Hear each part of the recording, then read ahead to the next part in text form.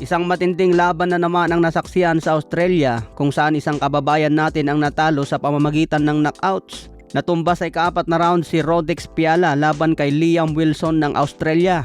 Sa simula ng laban, ipinakita ni Piala ang tapang at determinasyon sa loob ng ring. Subalit sa ika-4 na round, isang malakas na body shot mula kay Wilson ang tuluyang nagpatumba sa Pilipinong boksingero dahilan upang itigil ng referee ang laban. Pero patuloy pa rin kinikilala ang husay at tapang ni Rodex Piala dahil sa kanyang determinasyong lumaban. Habang pinapalakpakan naman si Liam Wilson sa kanyang impresibong panalo. May bagong kartada na si Rodex Piala na 12 panalo, isang knockout at 2 talo. Kaya bawi na lang next time sa susunod na laban. Si Liam Wilson naman nag-improve ang kartada sa 18 na panalo, 10 knockout at may 3 talo. Sa iba pang balita, ayon sa isang insider, si Paul Kinghorn ay makakalaban ng veteranong Pilipinong boksingero na si Albert Pagara. Si Pagara ay kasalukuyang nagmula sa 2 sunod na panalo sa kanyang mga tune-up fight sa Bangkok, Thailand. Ang laban ni Pagara at Paul Kinghorn ay gaganapin hanggang 8 rounds sa 135 pounds lightweight. Nakatakda ang laban sa March 7 sa mismong baluarte ng kalaban sa Australia.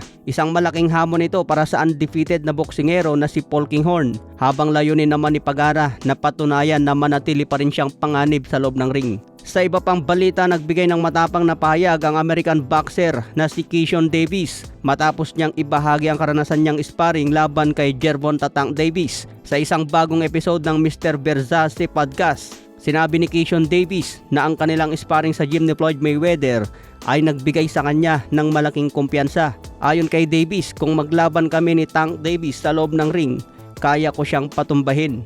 Sinabi pa ni Keyshawn Davis, ang nasabing sparring session ay nagpapatunay lang na kaya niyang sumabay sa malalakas na boksingero. Nagpalakas daw sa kanya ng paniniwala na kaya niyang makipagsabayan sa mga elite fighters kahit sinong boksingero.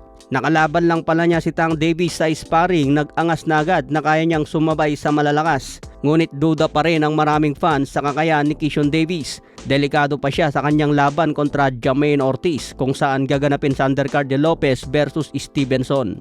May kartada ngayon si Keyshawn Davis na 13 ang panalo, walang talo at 9 knockouts. Sa iba pang balita, nakatakda naman ang isang malaking laban sa darating na February 28 sa Arizona. Mag-aharap para sa WBO at IBF World Super Featherweight title sina Emmanuel Navarrete at Oscar Nunes. Isang inaabangang unification fight sa Super Featherweight. Si Navarrete ay kilala sa kanyang agresibong estilo at matinding pressure. Isang matinding laban ito para kay Nunes. Samantala, pwedeng abangan naman ni Charlie Suarez kung sino ang mananalo dahil binaliwala ni Navarrete ang rematch kay Suarez. Maganda ito para kay Charlie Suarez dahil unified champion agad ang pwede niyang labanan. Number 7 ngayon si Charlie Suarez sa Ring Magazine rankings. Kaya abangan po natin ang updates tungkol dyan.